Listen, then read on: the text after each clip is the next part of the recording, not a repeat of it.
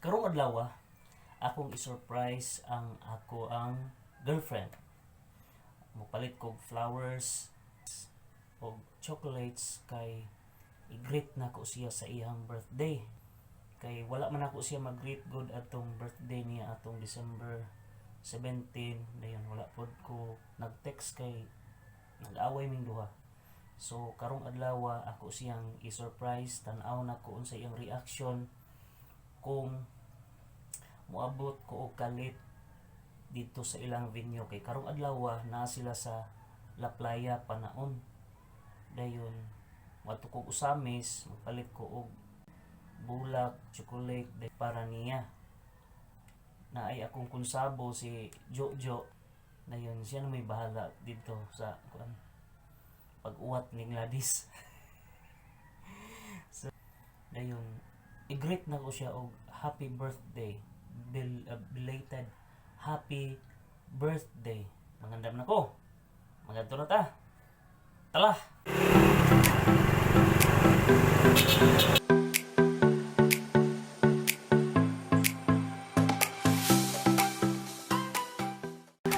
Nan ako diri sa flower shop. Sulod ako. Inita eh.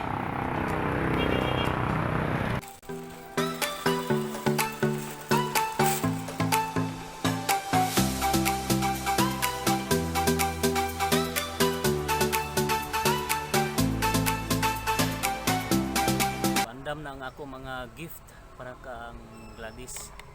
Kulban ko da. I hope na malipay siya ni akong nihatag karon. I hope na malipay siya kayo. So good luck to me. Bye.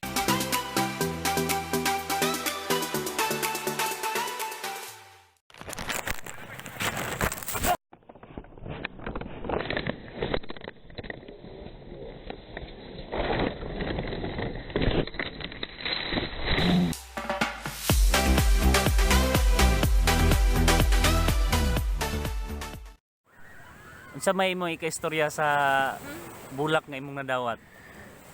I'm happy and kilig, char. Dayon, Surprise, of course. napalpak man ang video.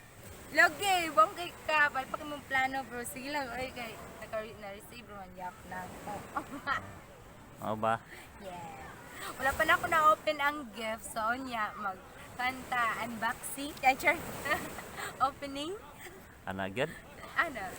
Sige atong i-unbox. Unya na lang siguro no. Later na, after ka on. Ah, After na lang pamahal. okay.